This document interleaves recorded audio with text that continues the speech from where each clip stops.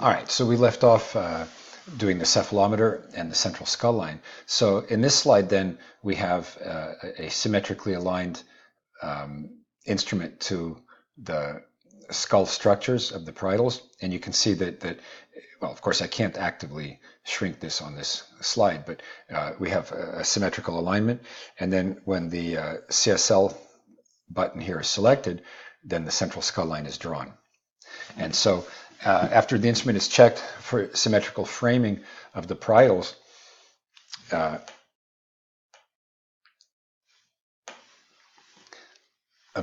central skull line is drawn. The CSL is the other half of the measure of laterality. So typically this wouldn't go all the way to the bottom of the X-ray. It stops at the atlas plane line, but I don't have that in this slide yet. We'll do that on the next one. So here then we have the central skull line APL drawn, and this gives us laterality, and you can see the numbers appearing here. So the first number is the actual acute angle formed between the central skull line and the atlas plane line, and then the the letter and the number in parentheses, in this case it's right head tilt, is the amount of tipping in the frontal plane of the skull.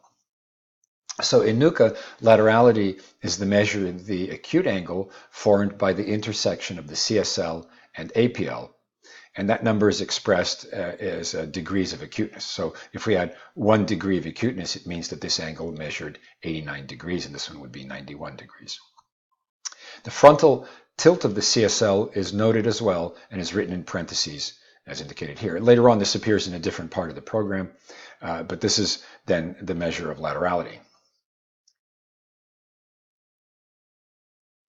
So to move on in the analysis, we also measure C2 in a couple of points. So the first is to find C2 body center. And so you select a function that then highlights the outermost lateral edge of the superior articulating surface of C2 on both sides. And the program then will mark the midpoint, represented by the small upper circle. Then the examiner selects and marks the inferior bifurcation of C2 spinous process, and then the program will automatically divide the distance between the body center and the spinous and place that dot on there.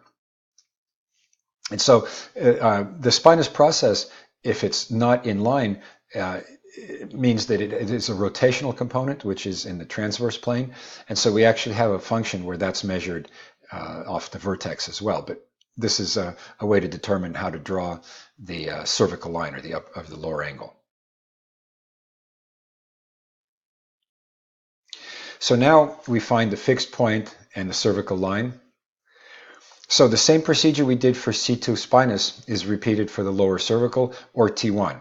So in some cases, as you can see here, the mandible and the overlying fascia is obscuring the greater detail. On a higher S line, that might obscure these points. But in any event, you would select the articular pillars of C7 and then mark the spinous, and the same divisions occurs here as it did for C2 body center. The other option then is to pick the transverse process of T1. So here and here, those can be selected, and then the line is drawn. So this is the cervical line, and it once again intersects the atlas plane line. And this angle as well is measured, this line rather, is measured not only for the angle, and in this case it's an acute angle on the right, but also its deviation from vertical is noted. So here we have the atlas plane line drawn as in some previous slides. And here the cervical line is marked. So the cervical line then goes through the center between the spinous and body of C7 or T1 transverse process, and it goes through the center point between the body center of C2 and the spinous. So that line intersects both centers. So that takes into account any rotational component as well, and essentially gives you what the neural canal is aligned like in this view, because the articular pillars are more or less anterior and the spinous process is posterior, and that pretty well frames the neural canal. So in this case, the acute angle between the CL, or the cervical line, and the APL is right acute 1.53 degrees. So that means that this is 1.5 degrees acute here. and the frontal plane tilt of the CSL, so the whole line is into the left frontal plane, 2.46 degrees. So in this case, we had a right upper angle and a right lower angle. So you can think of it as ipsilateral acute angles in this case, or what we would call a basic type 2. Once again, something for later in the program. The next line that we draw is a vertical axis line.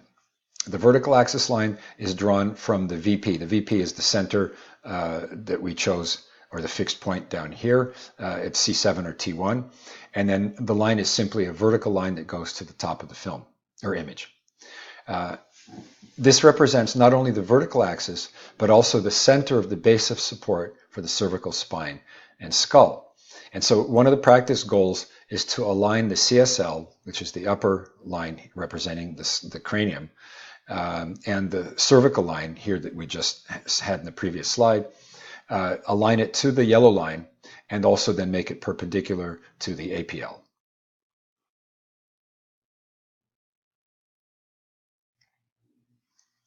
So the next measure that we can take is the horizontal reference line, or PL, plane line. And these are then taken into calculating for the correct line of drive for this case.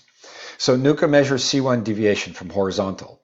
A reference horizontal plane is established by indexing the intersection of the APL, here represented once again by the red line, with the outer margin of the mandible on the side opposite laterality. So we have laterality on the right upper quadrant.